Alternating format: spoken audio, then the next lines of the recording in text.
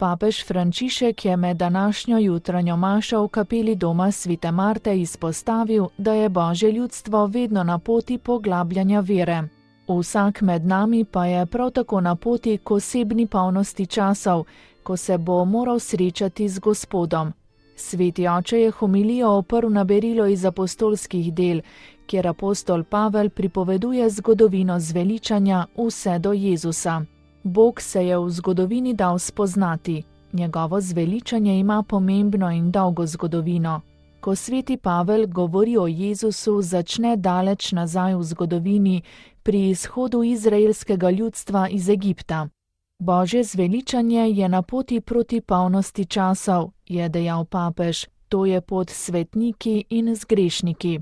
Gospod vodi svoje ljudstvo v dobrih in slabih trenutkih, v svobodi in suženstvu. Vodi ga proti polnosti, v srečanje z Gospodom.